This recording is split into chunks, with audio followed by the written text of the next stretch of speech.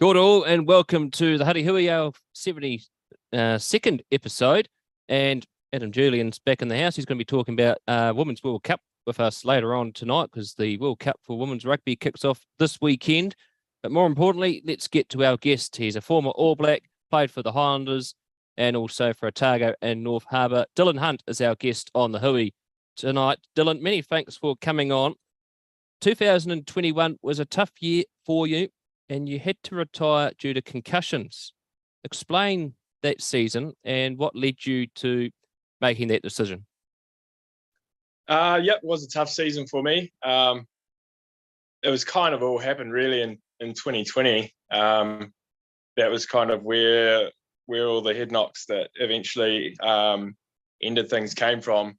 And then 2021 was a year trying to get things right.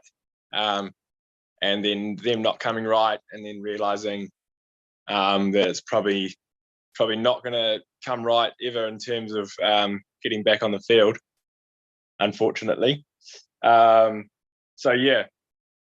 head knocks were in 2020. Had a couple of them through the NPC season, and probably should have called it a season earlier on, and things might have been different, but you carry on, and you know, sometimes there's other things going on, and we weren't doing so flash at the start, so obviously there was that motivator as well. And then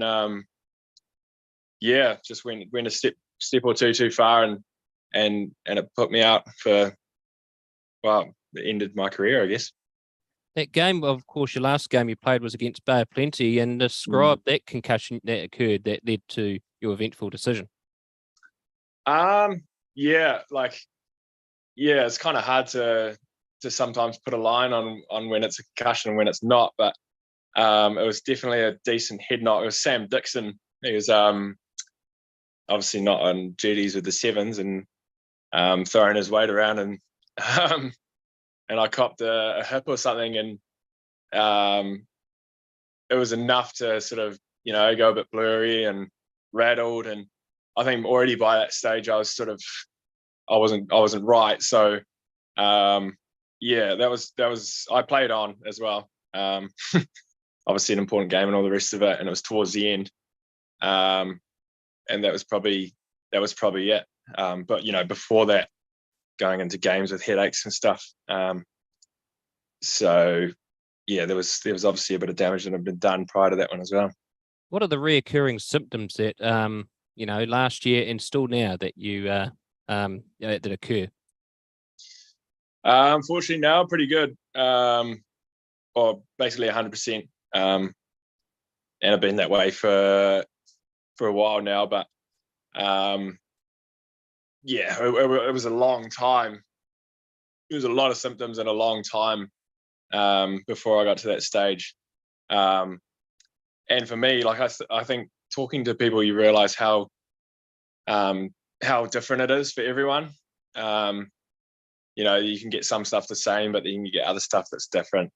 I've had guys that I've talked to who just have these headaches that are just like excruciating and they can't get away from them. And that was never really me. Like I talked about headaches before games, but it was always brief and it was never that bad. For me, it was more just tired. You sleep, wake up tired, sleep some more during the day. Like just couldn't get away from being tired.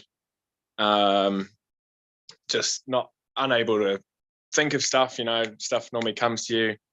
None of that. And then you get times where you're just spinning, and it's just you can't hear noise or noise and lights, just too much. You just got to go and take a minute. So it was pretty bad, and it lasted long enough to be pretty scary. But fortunately for me, I've sort of got past it. But there's guys who haven't as well, so it's a pretty scary one. What kind of support did the game offer you during your struggle, and do they offer support to you now? The game was pretty good. Like the game was pretty good in terms of putting me in front of the best people. I'd say in New Zealand probably, and they were, really good at helping me through the whole thing. And in terms of support now, like I think it's there if I want it. I haven't asked for it because I sort of don't feel like I probably need it anymore. And in general, I'm trying to sort of get through these things. Not used to sort of reaching out for that sort of stuff. It was more, the only thing is, it's a game where was an injury where no one can see what's going on. So unless you tell people about it, nothing can be done. So it's kind of hard from a player's perspective. You got to be upfront about it, and also from a medical perspective, it's hard for them to identify and also easy to avoid as well. Is there anything in the rules that you'd identify that could help reduce concussion? There's a lot more carding these days, but that drives everybody insane. From your perspective, having played top-class rugby, is there anything in the rules that could possibly reduce concussion? Well, I know a lot of people talk about the breakdown, and obviously a lot of people talk about the tackle and high tackles and bits and pieces. For me personally, like if you look at all my concussions, and there was a few, I can't really think of any that were something that stood out, that someone would get carded for, or I didn't get any through breakdowns. It was all just hip on head, knee on head, like I tried to tackle low. And so,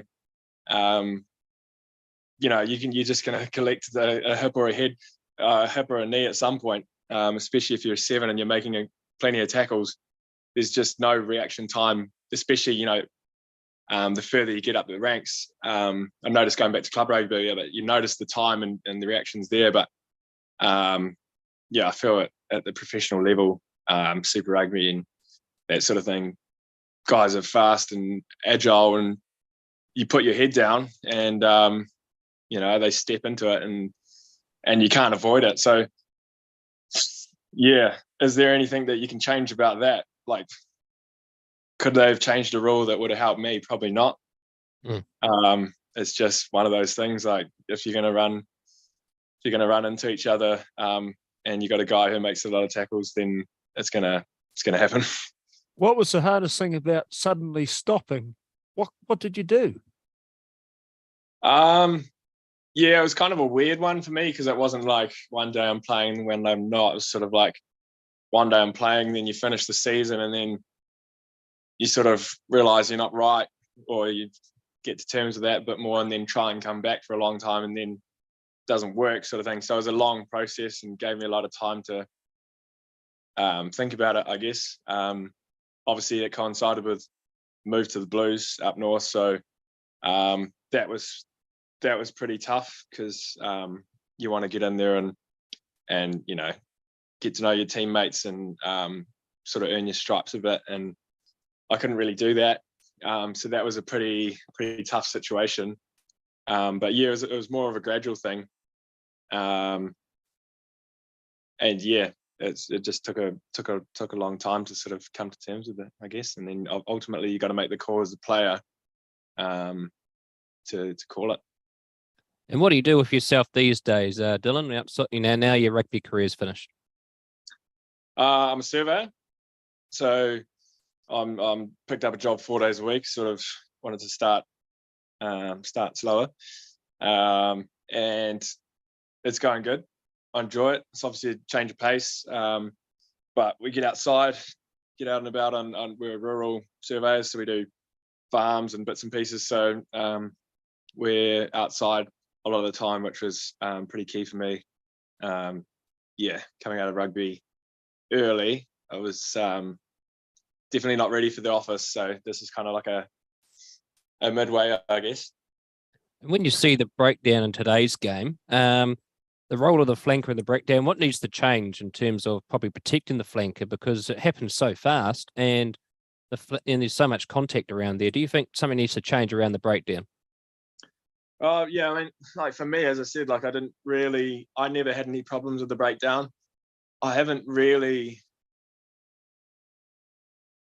seen a lot of concussions coming out of the breakdown. That could just be me.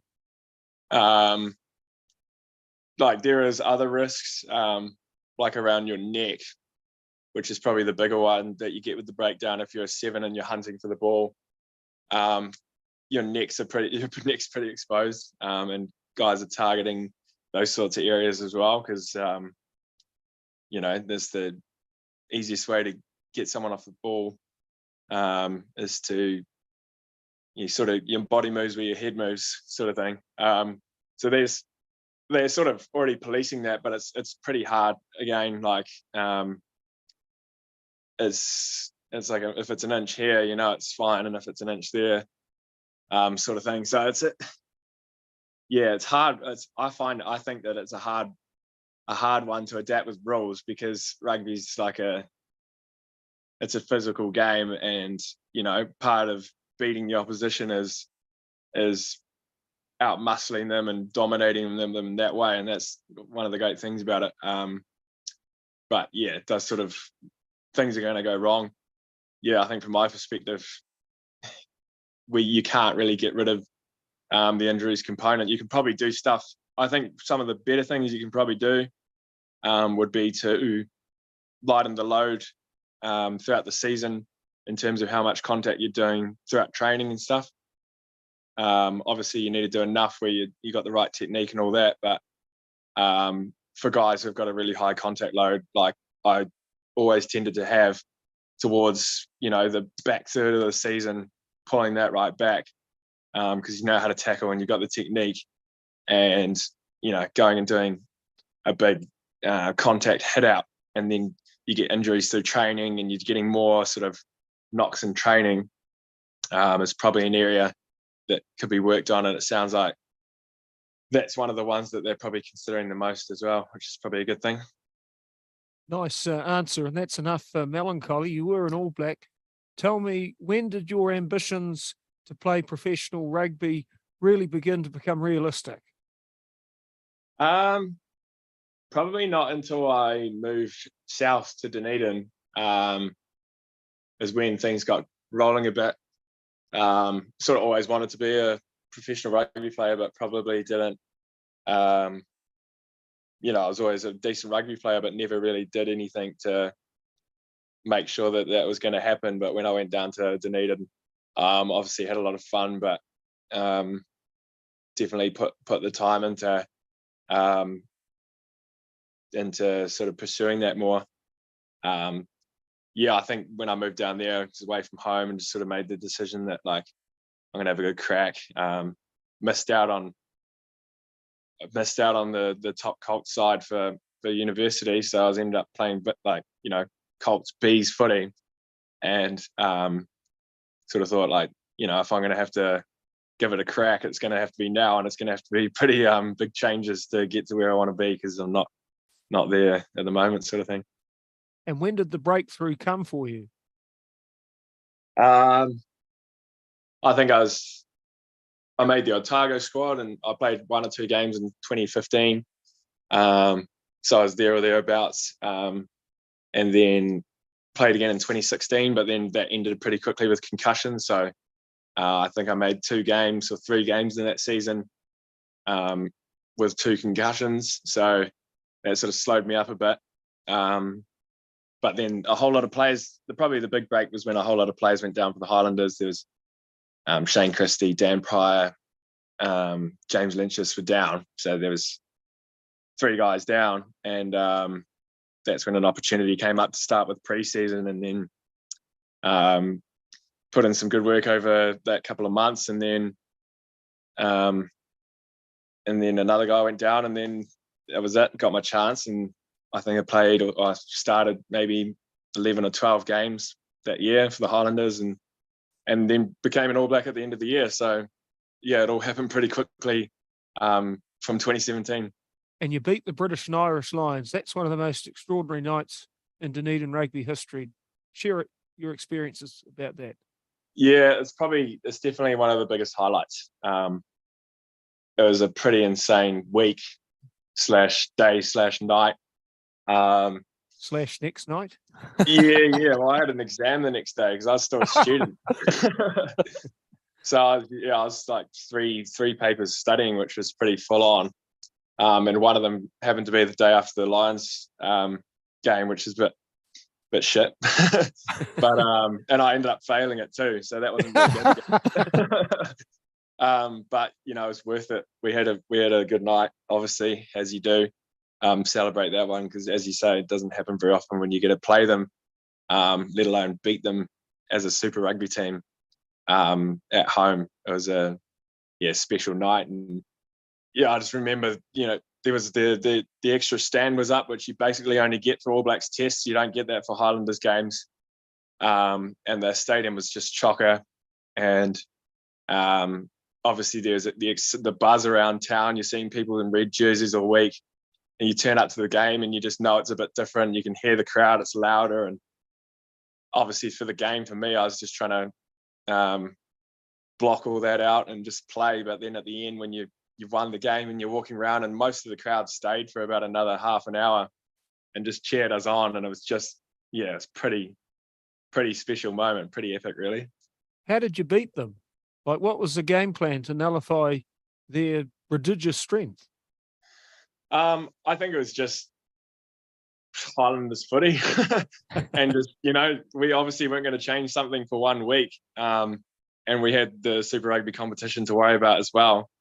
And I think Brownie was away that weekend as well, so we had Scott McLeod, who's obviously with the All Blacks now, who was head coach at the time, and there was a couple of players out injured, I think, so it was just like, let's have a crack, let's just play the game we know. Let's throw the ball around, attack from anywhere if we've got the space, and see what happens. And just, have a good time, back yourself, enjoy it. And it worked. Obviously, few stand-up performances, and then Banksy kicks the winning conversion at the end. And I was on the bench by that stage and could finally stop worrying about playing and just enjoy it. And pretty cool moments. We were all jumping up and down and got the job done. And to cap off a pretty good year, you got selected for the All Blacks. Who rang you up to say you made the team? And what's the feeling like when you walk into the change rooms and you see that black jersey? So I actually found out that I made the All Blacks on the toilet in the morning, reading a news article, and it said that I was just reading through, and it said 5 players have been selected for the Barbarians, and then we'll join the All Blacks. And read on, and then my name was in there. And so I called my manager, Cam McIntyre, and said, "Have you heard anything about this?" And We're still in the well, yeah, and it turned out to be true. Got a call a couple of days later, just around some managerial admin stuff, go and get some sizing done and all the rest of it, and it was all go from there. So it's pretty funny. I just in my flat in Dunedin, woke up and sitting on the toilet, and there you go. Turns out, you're going to play for the All Blacks in a month's time or something. So, pretty funny way to figure it all out. Did you have flatmates home at the time? I mean, what happens when you walk out of the bathroom and you say, "Hey, boys, I'm in the All Blacks"? That's just completely absurd. Yeah, it was pretty strange. I think it was pretty quiet in the flat, and I just walked outside onto the road and gave my manager a call and tried to get a handle on it all. And obviously not the way you'd expect to find out, but I thought there'd be sort of other channels that it might go through, but it was kind of a novel way. So, yeah. And what's it like being, in preparation for Test week, and what's it like being a newbie within that environment, in the All Black environment? Tell us what's it like in the preparation building up to a Test match. Obviously, it's for me, it was something that and a lot of Kiwi boys, it was something that you think about for a long time. You sort of see the team as like a, I don't know, a bunch of like basically like real life superheroes, I guess. So yeah, to come into the team was pretty cool, and to see how it all, I guess it's all a bit of a mystery as well as to how it all operates. And so just trying to soak it up. And yeah, I guess I was really interested to see as well for myself how it all happens. And it's kind of, I guess, the same as you'd expect from a super team, but just that bit more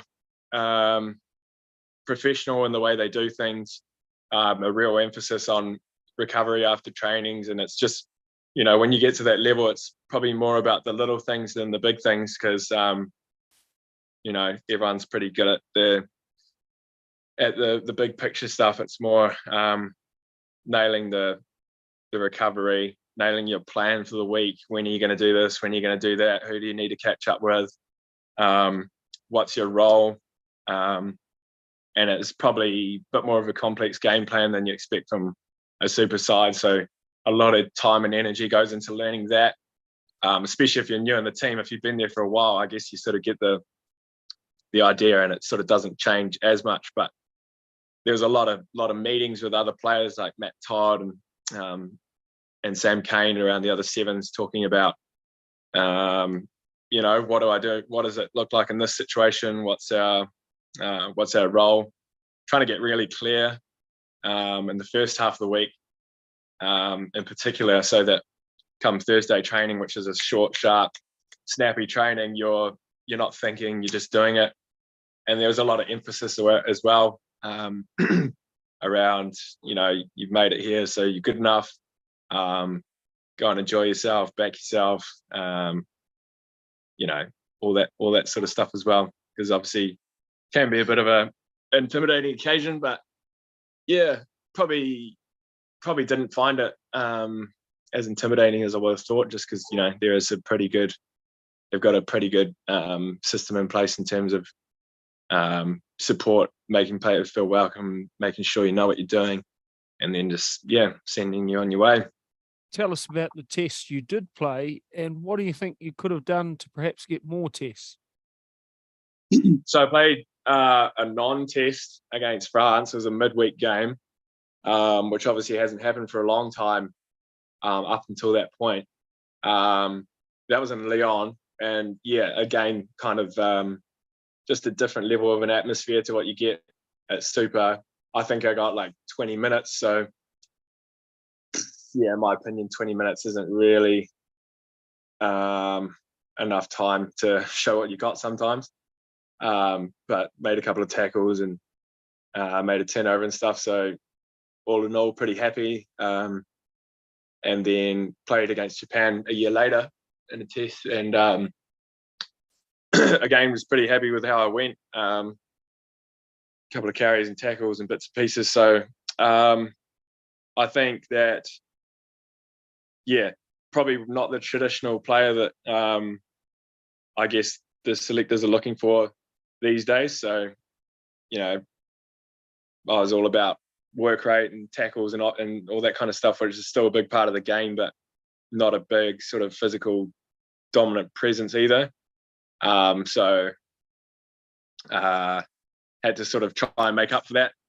And obviously there's times in Super as well where I was sitting on the bench and stuff as well. So if you want to be playing for the All Blacks, a lot of the time you got to be starting and playing good Super footy as well. So didn't carry on with the All Blacks, but still pretty happy to have a couple of games under the belt, and it was a pretty cool experience.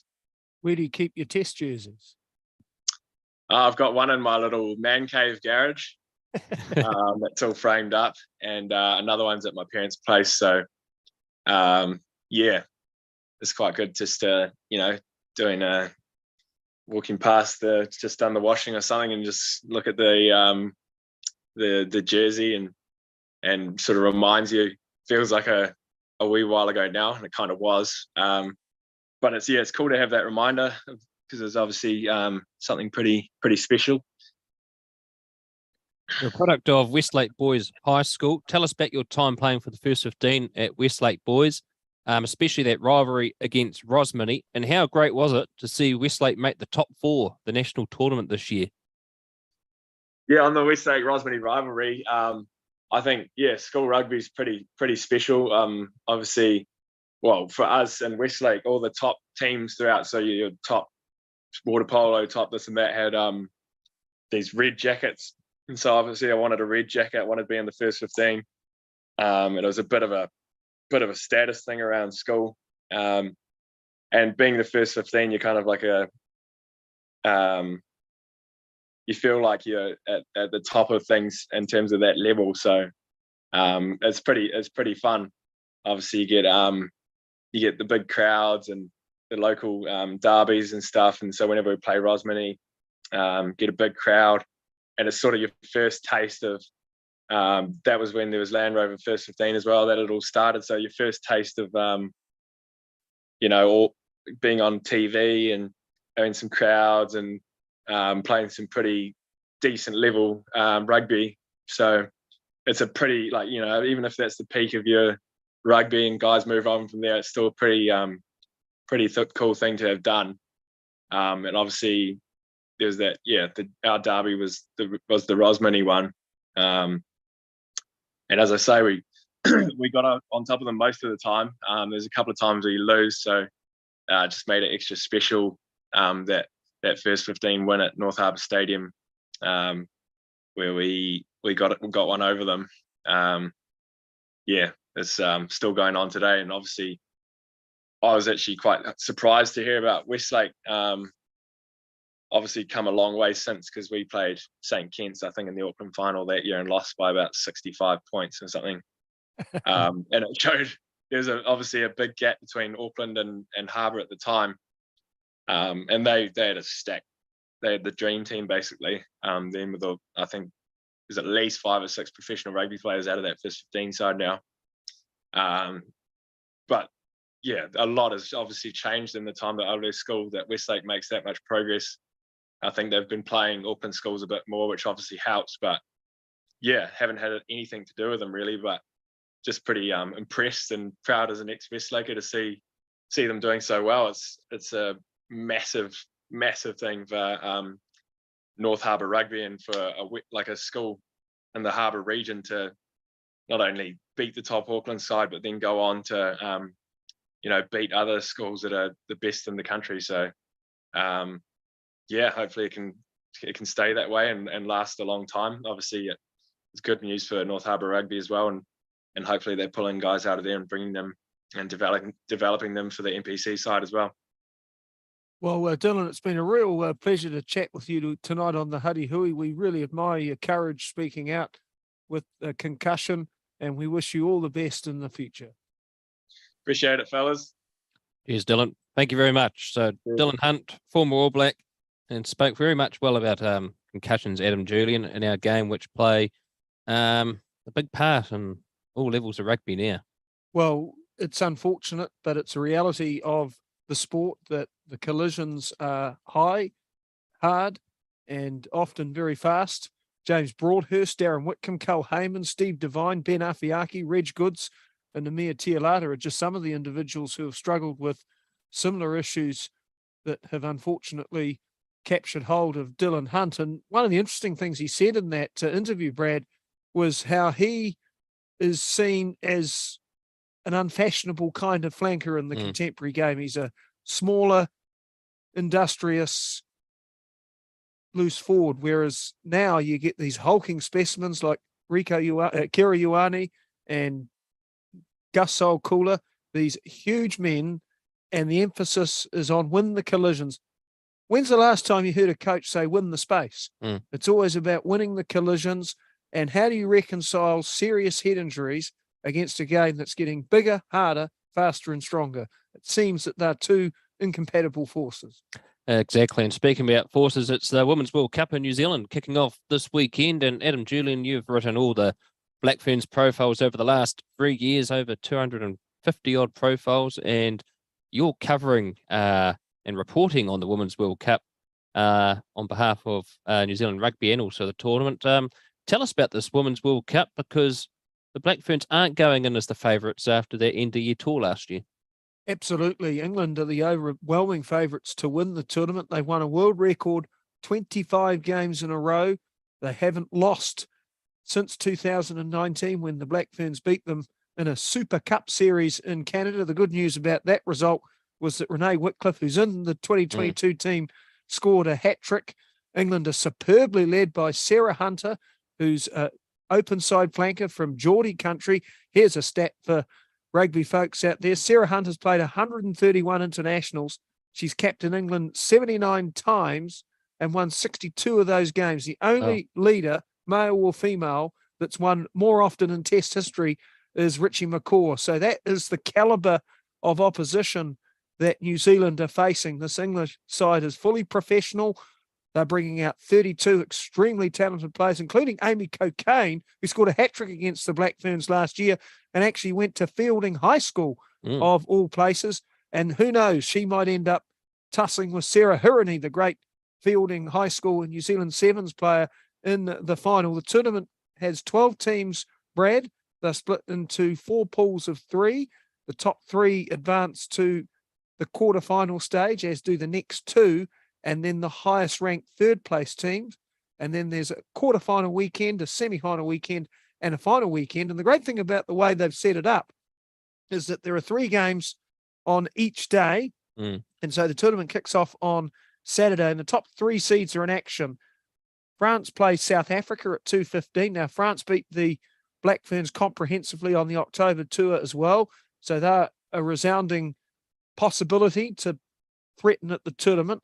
And then England play Fiji at 4:45. Fiji, if they can get some ball to their expressive backs, will entertain, but they won't be able to contain the sheer brutality and organisation of England, I fear. And then New Zealand plays Australia at 7:15. Unfortunately, there's no games outside of Auckland. That's a real pity, and perhaps a dispersion to be cast on the organisers of the tournament. I can't comment too much about that. But we've got games in Whakatane and Whangarei to look forward to as well. It should be a cracking tournament. They're predicting over 30,000 people at Eden Park, and that's really a reflection of the growing strength of women's rugby. And it's also an illustration of the massive improvement that the Black Ferns have made under the tutelage of Wayne Smith. They were really in complete disarray at the end of that November tour. Since Wayne Smith took over, they've won all 6 internationals. They've scored 42 tries. They put 95 on Japan at Eden Park a fortnight ago. That's the highest score by any New Zealand rugby team ever at Eden Park. And they're playing a style of rugby which is vibrant and optimistic. And so hopefully they can perform strongly and capture the imagination of the country, as I think they have done in a small way with the way they've played under Smithy. Well, they are aiming for their 6th World Cup, Adam. Of course, I remember that final against England in 2017 in Ireland. And Salika Winiata, who scored that impressive try in that corner, that really stood seal the deal for them in that match. So can the Black Ferns do it again? We will see. Who's the key player for the Black Ferns in this tournament, in your opinion? Well, she got 2 in that final, Brad, and one of them you're referring to was an absolute classic. Toka Naito, the prop, she got 3 in the second half. It was 41-32 to the Black Ferns over England after they were down at half-time. Key players in this tournament for New Zealand, Jonah Nungwu, the Wellington lock, she's going to be instrumental. She's been outstanding in all 6 internationals this year. She'll be integral in winning line-out possession and orchestrating and defending rolling mauls. And her work alongside the Bremner sisters, Alana and Chelsea from Canterbury, will be vital. Aisha Letiainga, wonderful Aisha Letiainga. We love Aisha Letiainga on the Huddy Hui. She'll be there strutting her stuff. Portia Woodman on the opposite wing got 7 tries against Japan. She's very dangerous too. And the other key player is Kendra Coxedge, who is the champion halfback, who's announced her retirement at the end of the tournament. If she can play with the kind of authority that she's shown throughout her career and with good, stable ball from the forwards, then New Zealand has an outside chance of winning. And what a great career she's had, because she also was named Player of the Year a number of years ago at the New Zealand Rugby Awards. First ever time a woman has won that award, Adam. Yeah, Kendra Coxedge has really been the dominant personality in New Zealand women's rugby for the last 15 years. She has every single point scoring record for Canterbury. And in the final of the Farah Palmer Cup not long ago, she scored 21 points, including a 40-metre intercept try, as Canterbury demolished Auckland by 41-14. She's also related to the Barretts, so there's that lineage in her history as well. And of course, it's the NPC quarterfinals this weekend, and well, we're pretty stoked. Wellington have got the Shield for the summer, and they play Hawke's Bay this weekend, who'll probably be seeking revenge after the Shield got taken over them. And also, there's another big game as well here. Many people saying Auckland, with 3 All Blacks in their team, are going to beat North Harbour this weekend. But North Harbour in the last 5 rounds have been like Wellington. They've been playing the best rugby in the competition. They've been outstanding, North Harbour, this year, and they've got a young, athletic, physical forward pack, and they've also got some brilliant outside backs. Tavita Lee is scoring tries for fun this season. Sean Stevenson, he's been pursued by Australian Rugby League today. He's been playing that well. And then, of course, they have the steady hands of Bryn Gatland at first 5.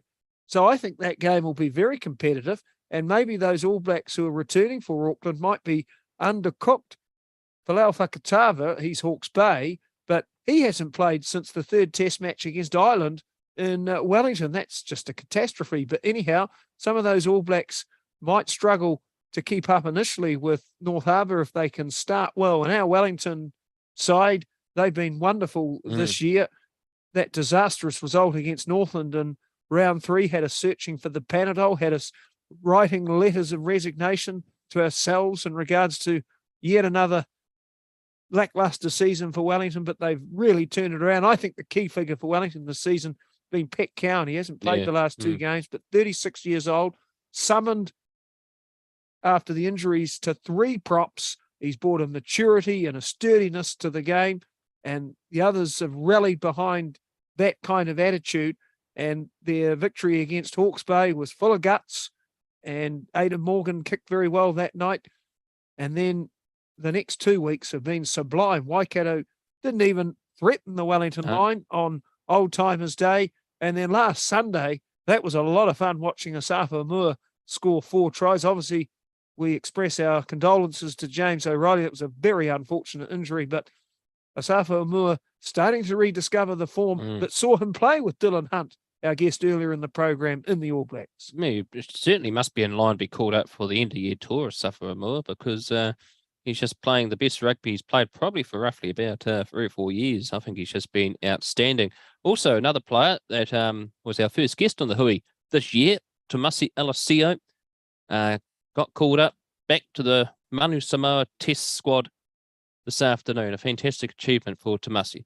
Fantastic news for Tomasi Palu. He suffered a horrific injury in a Super Rugby game for Mona Pacifica against the Blues. He was taken out by Caleb Clark. It was an unfortunate incident where they were both competing for the ball, and Clark's thighs, possibly the biggest thighs in New Zealand, clattered into Alessio's head, and he was knocked out badly. And then he transferred to Tasman, and Tasman missed the playoffs of the NPC for the first time since 2011. Alessio didn't see a lot of game time. Alex Nankivore and Levi Moore, very established midfield pairing. And this new young winger, Macca Springer, from the New Zealand under-20s side, looks like someone that the Crusaders and New Zealand Rugby is going to invest a lot of effort in. So Tomasi Alessio seeking opportunity again with Samoa, and he'll be fantastic. Well, great having Adam Julian on the Hui talking about the Women's Rugby World Cup. It's going to be brilliant to watch that over the next month or 2. So keep an eye on that. It's all on Spark Sports, so you have to pay another subscription. Well, I don't, but... So that's the Huddy Hui for tonight. Have a great evening all. Ciao for now.